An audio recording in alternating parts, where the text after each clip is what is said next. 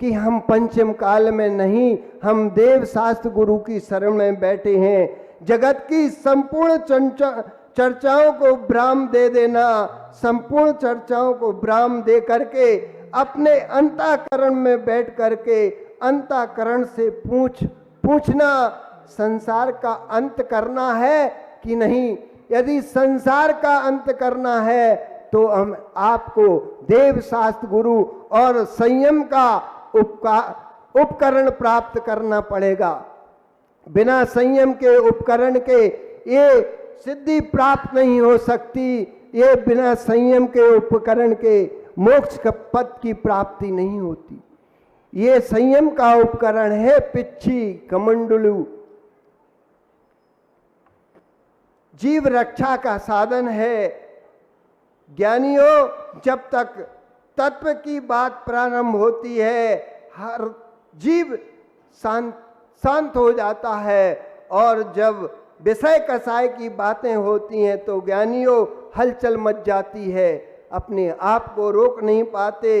द्रव्य सत्य है, जामन पड़ेगा तो दूध जमेगा, जामन पड़ेगा तो दूध जमेगा, और खटाई पड़ेगी तो दूध फट जाएगा, खटाई पड़ेगी तो दूध फट जाएगा। ये विषय कसाय उस खटाई के तुल्य है जो मधुर दुग्ध को फाड़ देते हैं।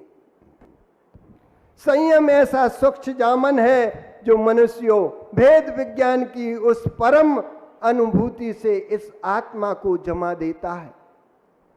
भेद विज्ञान की उस परम अनुभूति से इस आत्मा को जमा देता है। आचार्य भगवान कुंद कुंद स्वामी समय पाहुड़ में लिख रहे हैं कि जब श्रेणिक भगवान महावीर के स्वामी के समूह शरण में बैठकर 60,000 प्रश्न करता है, और कहता है एक प्रश्न और करता है, कहता है ऐसा कौन सा कारण है कि मोक्ष मार्ग पर आकर भी, मोक्षगामियों के साथ रहकर भी, रत्नात्रय धारियों को देखते हुए भी, रत्नात्रय के आनंद को निहारते हुए भी, रत्नात्रय धारण करने के परिणाम क्यों नहीं होते। ऐसे समागम मिला फिर भी हमें रत्नात्रय के भाव के परिणाम क्यों नहीं होते। हे वर्धमान, धन्ना ते भगवंता, श्रीणक कहते हैं हे वर्धमान, धन्ना ते भगवंता, मेरे देखते देखते इस सभा में कई मुनिराज बन गए, कई श्रावक बन गए, लेकिन मेरे भाव संयम के क्यों नहीं हो रहे।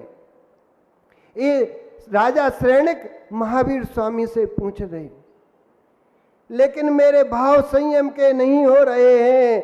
हे स्वामी, मेरे देखते देखते छोटे छोटे बालक भी मुनि बन गए, पर मेरे भाव संयम के क्यों नहीं बन रहे हैं। इतना सुत सुना, इतना आगम जाना, पर जान जान कर जान तो रहा हूं, परंतु पहचानने की इच्छा क्यों नहीं हो रही है। तब भगवंत कह रहे हैं, हे श्रेणिक, बात गहरी है, हे श्रेणिक, बात गहरी है। संयम लेना बहुत दूर है। जिनके संयमी के परिणाम जानने के भाव नहीं होते, समझ लेना कि घोर मिथ्यात्व का उदय है। उस जीव का घोर मिथ्यात्व का उदय है। संयम लेने के भाव ना आए, यहां तक तो सम्यक्त है कि हमारे भाव नहीं आ रहे, ये तो सम्यक्त है, सुरक्षित था, पर जिसके संयमी के पास जाने के भाव ना आए, ज्ञानी सम्यक्त भी सुरक्षित नहीं रहा। चीपी टोला वाले, तुम्हें इतना मंदिर तो जाने का समय नहीं है, और 4 महीने साख सागर सुधा सागर जी तुम्हें धर्मोपदेश दे रहे हैं, तुम्हें जगा रहे हैं सोते हुए। अरे विषय वासनाओं की नींद में सोने वाले, थोड़ा संयम ग्रहण करो। हरि पर्वत से बह रही धारा और चीपी टोला से होते हुए गंगा की ओर, शिखर समेत शिखर की ओर जा रही है, लेकिन तुम अपने चारपाई पर सो रहे हो। अरे जागो जागो, तुम्हें जगाने आए हैं, तुम्हें अपनी आत्मा को पहचानने के लिए आए हैं। आधा चातुर्मास हो गया और आधा तो अब निकल जाएगा, फिर कब जागोगे? अब तुम्हें पंचम काल में जगाने महावीर स्वामी नहीं आएंगे, ये सागर जी तुम्हें जगाने आए हैं और तुम सोते रहोगे तो तुम्हारी गत तुम जानो। तुम अपनी आत्मा को नहीं पहचान पाए, संयम लेने के भाव नहीं, संयम सुरक्षितता, संयमी के पास जाने के भाव ना आए, ज्ञानी सम्यक भी सुरक्षित नहीं रहा। जिस जीव ने दुर्गति का बंद कर लिया हो, जिसने नरक त्रेंच और मनुष्य आयु का बंद कर लिया हो, ये 3 आयु का बंधक अपने मन को छोटा सा व्रत लेने के परिणाम नहीं कर सकता। तुम्हें शांति धारा के नाम से, तुम्हें उपवास के नाम से महाराज जी कह रहे हैं, फिर भी तुम्हारे कान में जू नहीं रिंग रहे हैं। तुम्हारी खोटी स्थिति चल रही है कि हम कोई व्रत, हम कोई नियम नहीं ले पा रहे हैं। हम ऐसा धंधा करके धन क्यों जोड़े जिससे हम मुनि महाराज को आहार देने के लायक नहीं है, नहीं हो सकते। अपनी आजीविका तो थोड़े में ही चला सकते हो, बड़ा धन, बड़े धनवान बनने की क्या जरूरत, छोटे से में ही गुजारा हो सकता है। श्रेणिक यशोधर मुनिराज के खड़े होकर सामयिक ध्यान कर रहे थे, तब आप अपने राज्य के अहम में डूबे हुए थे। ज्ञानियों, श्री के मिलने पर दया को मत छोड़ देना, श्री के मिलने पर दया को मत छोड़ देना, वैभव के मिलने पर करुणा को मत भूल जाना। होता यही है कि एक जीव को अधिकार मिल जाए, वैभव मिल जाए, तो दूसरे क्षण वो ही करुणा दया भूल जाता है।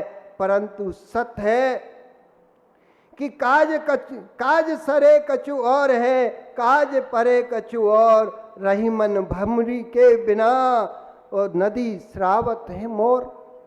सही बात है, जब घोड़ी पर चढ़कर ससुराल में गए थे तो मोर मुकुट बांध कर गए थे, और जैसे ही शादी होकर आई और मोर को नदी में सरा दिया। 4 महीने प्रवचन सुने और 4 महीने के बाद अपने आप को 10 लक्षण आए तो रात्रि भोजन और बाजार की सामग्री का त्याग कर दिया, और जैसे ही अनंत चतुर्थी हुई कि बाजार में भीड़ लग गई, ठेला वाले मुस्कुराने लगे, चाट वाले मुस्कुराने लगे, कहते भैया दिन से तो हम अपने हाथ पे हाथ रखकर बैठे थे कि ये 10 लक्षण, ये व्रत जैनियों के कब दूर हो और हमारी दुकानदारी चले। अपने आप को पहचानो, अपने आप को जानो। आज संयम का दिन है, आज अपने आप को ठटोल लो कि हमारी गहराई कहाँ तक है। मैं उन पिछले गांवों को देखकर आए हैं, उनकी बात कर रहा हूं। ये आप लोगों की बात नहीं है। नहीं कहो कि महाराज जी आपने हमें कब देखा। ये यदि आप हो तो आज संयम का दिन है। सागर जी के आगे आज संयम को धारण कर लेना और उन विष्णु का त्याग कर देना, जिससे हमारा शरीर क्या, हमारी संतान क्या, हमारा जन्म धर्म सनातन धर्म जो है उसके हम क्षय का कारण न बने, हम अपनी आत्मा का कल्याण करें। ऐसे संयम को पाकर आचार्य भगवान विशुद्ध सागर मुनि महाराज की